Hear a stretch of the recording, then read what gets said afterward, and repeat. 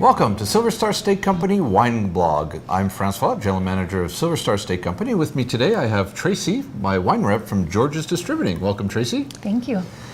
So we've been spending some time over the last few months talking about wines by the glass that we serve here at Silver Star, and Tracey helps me pick them out. We taste wines here and there, so it's been fun for us to get together and put together these wine blogs for everybody to appreciate and see how we do this and how it goes. So today we're going to try a little Cabernet. Cabernet Sauvignon, of course, not Cabernet Franc, but Cabernet Sauvignon today. And we have one from Paso Robles called Broadside. So if you want to tell them a little bit about this wine. Well, I think you actually have 3 cabs on the list. And when we're picking out cabs, we actually have one from Argentina, one from Paso Robles, which is Central California. And that has a different terroir than the Stephen Vincent cab, which is actually more Northern California. So Paso Robles, I have actually been there. I've not been to Loire or Trentino or all the other places that we've been talking about, but I have been to Paso. It's a very, very fun, younger growing wine region of California, taking on some competition between Napa and Sonoma. Sonoma, yes. And my restaurant wasn't far from Paso Robles, so we used to love going up there and tasting wines. So that's how you got into this business, right? You had a family business in your restaurant? A long time ago. Yeah, actually, 4th generation restaurateur, so there you go. Been doing a long time. And not far from there is San Luis Obispo, which is not far from this wine comes from. And when I was a kid, I actually used to go to speech tournaments up in San Luis Obispo, so it's kind of beautiful area, close to my heart, a region that I really enjoy their wines. And isn't that where UC Davis is? UC Davis is higher to the north, a lot more up there. Okay, so, I thought they did some wine. Cal Poly. Cal Poly that plays against MSU all the time. Yes, they're from this region. I remember watching that game. I don't know how many Montanans like the Cal Poly team, but you know that is what it is. Right. A terrific wine for a steakhouse like Silver Star. Obviously, big bold wine that goes great with a lot of the dishes. So let's give it a try and see what we have today. I love the color of this wine, just absolutely beautiful color. So people ask me a lot why we swirl the glass, why we smell it. I mean, it's not like we pick up a steak and smell it or any of the food things. That's true, yeah.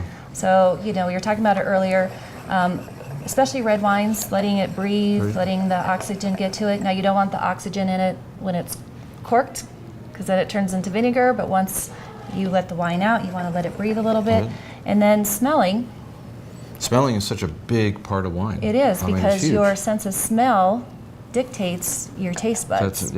It's funny, like if somebody says, oh, this is a cigar box is a term you see sometimes, and it's like, how often do we ever eat a cigar box, right? Or lick a pencil or a rock or tar or you know, so on and so forth. So it's funny how we have these terminologies in the wine business that we use while we're tasting wines, but it has to do with how your brain assimilates the smell to what you think it would taste like. It's kind of funny how that works. And there's a method to the madness too. When you smell a particular wine, you want it to smell and taste like where it's grown. So Paso Cab is going to have different characteristics than a Napa Cab or a Bordeaux. The soil, the ocean air off San Luis Obispo coming into Paso. Paso is a really hot area.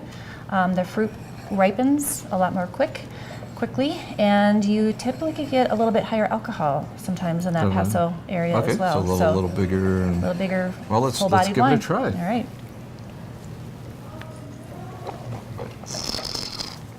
Yeah, there's nothing wrong with that Cabernet. Oh no, actually, to be honest with you, here at Silver Star, this Cabernet has been a huge crowd pleaser. Yes, it has. People absolutely love having this cab, whether they're sitting by themselves without food, they have a nice glass of it, but then also with the certified Angus beef that we serve, the steaks, you know, one dish I really enjoy this with is bruschetta. The correct pronunciation. Yes, because it's funny, you know, we all call it bruschetta, but being part Italian that I am, it's kind of funny. I did some research on it, looking at it. It's actually spelled and should be pronounced bruschetta, but I don't think anybody pronounces it that way, so either way. We could call it bruschetta, bruschetta, whatever people want to do. But we learned something today, so that's important. Yeah, there you go. So at least we know what's right if we want to use it. And the other thing I love about the wines at the Silver Star, too, I think you take very good care in selecting the wines. People always ask how we come about this process. I try to bring you wines that are not everywhere else. We don't want to find wines necessarily at convenience stores or grocery stores. This is a smaller production.